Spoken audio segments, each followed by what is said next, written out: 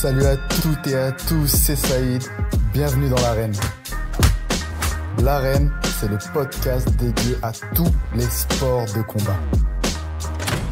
Welcome dans l'arène.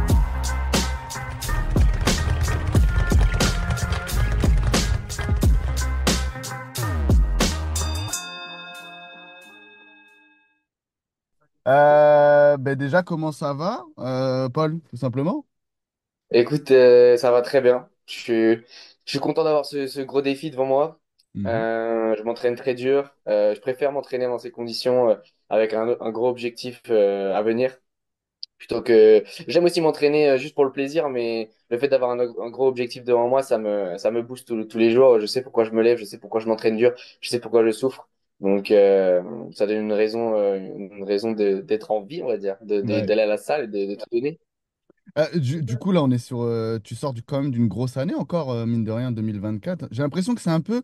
Enfin, grosse année. C'est un peu l'année un peu où le grand public, parce que les spécialistes te connaissent, mais le grand public commence encore plus à te découvrir. Euh, Peut-être oui, je me rends pas compte. Moi après, j'évalue un peu ma visibilité par rapport à mes statuts sur Instagram, et je crois que cette année, je sais pas si ça a trop évolué par rapport à l'année dernière. Juste, le début d'année a été un peu compliqué.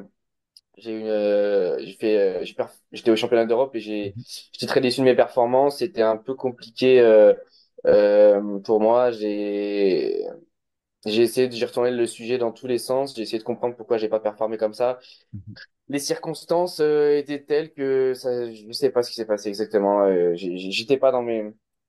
Peut-être que je m'étais mal entraîné. J'étais parti en Thaïlande en janvier. Peut-être que j'étais pas assez. J'avais pas assez la dalle. J'étais pas assez en zone d'inconfort. Mhm. Donc, cela étant, voilà, j'ai mal performé au championnat d'Europe, mais après, je me suis rattrapé sur la suite.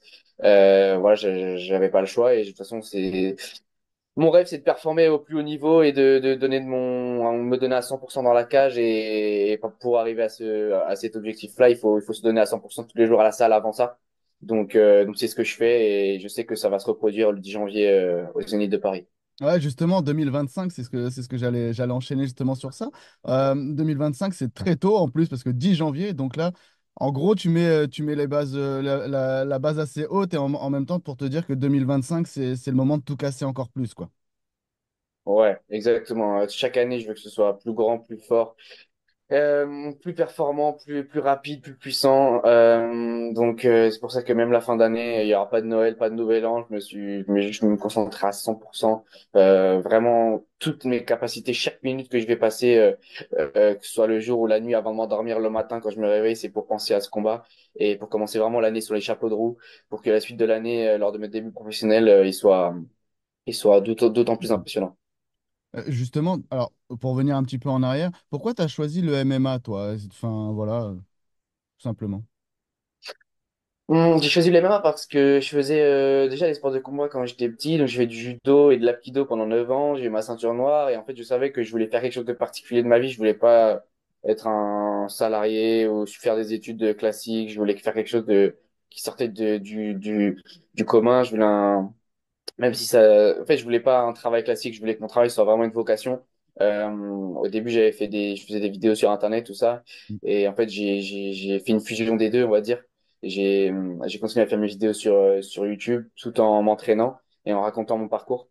Je me suis dit que j'allais utiliser ça à mon avantage, en fait, le fait d'être capable de faire des vidéos et de me montrer sur Internet. Et en fait, j'ai vu le film de McGregor. Mhm. Ça m'a énormément inspiré. J'ai vu la grandeur que l'homme était capable d'accomplir. Moi, j'ai trouvé ça vraiment exceptionnel, le fait de voir, en fait, dans un documentaire, on voit un homme partir de très peu, hein. Il vit chez ses parents Mhm. avec sa femme et il a pas grand-chose. Et puis, il arrive au sommet de la gloire et j'ai trouvé ça juste extraordinaire, mais au-delà de ce qui est pensable, en fait. Ça paraît peut-être, enfin, pas classique, c'est toujours, inspirant pour tout le monde, mais je veux dire, on se rend pas forcément compte de l'implication que ça demande et la discipline que c'est. Mhm. Et c'est un homme très très inspirant qui est McGregor, qui m'a poussé à faire du MMA. Donc donc voilà comment je me suis lancé dedans. Je me suis dit que je voulais avoir un parcours particulier et que ce sport était fait pour les gens en particulier. Et est-ce que McGregor également, dans la cage, enfin, en tant que combattant, c'est un modèle ou c'est simplement l'histoire qui t'a... Euh, oui, évidemment, ces performances, Hmm. elles ont été très impressionnantes. Donc évidemment que c'est un modèle, mais c'est surtout dans son évolution en Hmm. fait, son évolution, ce qu'il a construit, toute la lumière qu'il a ramenée sur lui. Il y en a plein des combattants qui performent, qui sont excellents, mais lui, de par son trash talk, de par son charisme, il a réussi à, à tourner les projecteurs vraiment sur lui, sur ses performances et à faire grossir en même temps avec lui l'organisation et le sport. Il a fait quelque chose qui sera jamais, je pense pas qu'il pourra jamais être refait de la même manière. Hmm. Donc c'est juste unique et cette vie-là cette vie de discipline et de recherche de performance m'a énormément inspiré. Après, c'était lui au début, mais aujourd'hui, il y en a beaucoup d'autres qui m'inspirent. Tous les grands athlètes qui cherchent à se dépasser, toutes les personnes qui cherchent à innover et qui se tiennent à une vision pendant longtemps, qui se donnent corps et âme jour après jour pour rendre leur vision réalité. Hmm. C'est vraiment très inspirant pour moi. Donc il n'y a pas que McGregor, mais évidemment, il a participé beaucoup à mon arrivée sur la MMA, quoi. Il y a quelque chose d'intéressant chez toi parce que tu fais partie aussi de cette génération qui est entrée dans le MMA, pas en découvrant d'abord, enfin, tu as fait des sports de combat avant, mais cette nouvelle génération qui découvre le MMA très tôt, c'est-à-dire qui a foncé dedans en tant qu'amateur, etc., etc. Les autres, l'ancienne génération, c'était un peu soit des judokas, soit des boxeurs qui se sont reconvertis dedans. Donc, tu tombes dedans très jeune et tu incarnes cette nouvelle génération. Qu'est-ce que ça fait justement d'incarner cette génération qui aura découvert le MMA très tôt et qui va être un modèle pour la suite pour les jeunes justement qui vont vouloir se lancer? Ah bah, ça me fait plaisir, merci. Je sais pas si je suis un modèle ou pas, mais j'essaie de donner une bonne image de notre sport, de faire en sorte que les anciens ils soient fiers de cette nouvelle génération, voilà, qui se donnent les moyens de réussir, qui se donnent les moyens de performer, d'honorer le sport qui est le MMA, qui n'est pas qui est un sport très complexe, qui n'est pas du tout une bagarre de rue, qui est vraiment un sport très stratégique où ça demande beaucoup d'efforts physiques, mais avant tout beaucoup d'efforts mentaux. Donc j'essaie de rendre tout le monde fier et si je peux inspirer une génération future. Ce sera un grand privilège, mais c'est pas mon objectif premier. Euh, c'est quand même avant tout de performer pour la génération aujourd'hui. Je pense pas trop au passé ni au futur. Je pense à vraiment aujourd'hui, les gens qui vont regarder notre sport le 10 janvier par exemple. Voilà. Mais si je peux inspirer les générations futures, c'est tout bénef. Être à Hexagone justement, tu parles du 10 janvier, c'est Hexagone, mais qu'est-ce que ça représente d'avoir une grosse orga qui est avec toi, qui te suit? Ça me fait très plaisir. Ça me fait très plaisir parce que ça me donne de la lumière, ça me donne un vrai, un vrai lieu pour m'exprimer. On va dire, c'est pas des organisations, je sais pas, en Suède ou ailleurs où il faut partir hors de son pays. Là, je peux combattre chez moi en France, à Paris, un peu partout, même dans le sud. On est très bien traité, on a des super équipements. Je peux permettre enfin, c'est grâce à Hexagone aussi qu'on peut faire des interviews comme ça. J'arrive à vivre de mon sport. Voilà, donc Hexagone nous permettent voilà, aujourd'hui d'encadrer notre sport comme d'autres organisations, mais je trouve que Hexagone le fait vraiment très bien. Ils arrivent à apporter ce côté chaud aussi lors des événements. Donc voilà, je suis vraiment très honoré d'être dans cette organisation. Et puis tu parles de tout ce qui est, comment dire, argent, aussi l'équipement, etc., mais aussi les salles. Vous êtes dans des très belles salles, dans des très beaux lieux à chaque fois, et ça ramène du monde. Et ça, c'est important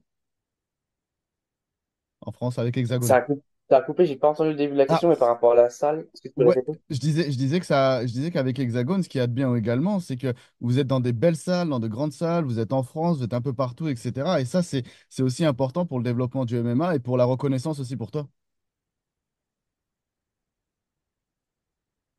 Oui, complètement, complètement, et ça donne de la valeur à notre sport aussi, parce que si on voit des combats c'est pas dans la rue ou ailleurs, enfin, dans la rue, forcément, dans des salles, dans des petites salles lugubres, macabres, ça donne pas envie. Mais c'est comme n'importe quelle discipline. Si on voit, je sais pas, un spectacle, il y a une différence d'avoir un grand spectacle dans un magnifique théâtre et un spectacle dans un vieux café, un PMU, voilà, c'est différent. Donc là, la forme est aussi importante que le fond. Donc faut que ce soit fait dans un beau lieu, que ce soit qu'il y ait un beau show, que ce soit fait de Mm. manière classe, correcte, dans les règles, et c'est ça qui va évoluer, qui va faire évoluer et monter la cote du MMA et la pousser le plus loin possible. Tu m'as dit que tu ne pensais pas au futur, évidemment, au jour le jour, etc. Mais est-ce qu'il y a des combattants que tu aimerais bien affronter? Bon, même si malheureusement, peut-être quand tu seras encore un peu plus âgé, il y en a qui partiront à la retraite, mais est-ce qu'il y a des mecs que tu aurais aimé affronter ou que tu aimerais affronter? Euh, non, j'ai pas de nom en tête particulièrement. Je pense pas trop à ça. Je pense au futur, hein, mais je pense juste Oui. je pense pas trop à l'image que je vais dégager dans le futur. Mm. Je pense plutôt à moi, à mes performances à venir. J'essaie de me voir dans de grosses organisations encore plus tard en tant que professionnel. Mais il n'y a pas particulièrement de grands noms que j'aimerais affronter. Et peu importe qui on me mettra en face, je donnerai tout à l'entraînement pour étudier de la meilleure des manières mon adversaire. Euh, ouais, j'ai pas de nom particulièrement en tête. Je Mm. pense vraiment moi à ma performance et peu importe quel humain on mettra en face de moi, j'irai l'affronter et je serai à 100%. Mais là, particulièrement en nom, en plus dans ma catégorie, je pense que je serai en 61 professionnel. Euh, Moi, je suis un grand fan de Shin O'Malley. J'aime beaucoup son style. Mais voilà, je suis très très loin de ce niveau-là encore, hein. J'espère l'atteindre un jour. Mais si j'arrive à faire un combat un jour contre Sean O'Malley, ça serait exceptionnel, ouais, on va dire ça.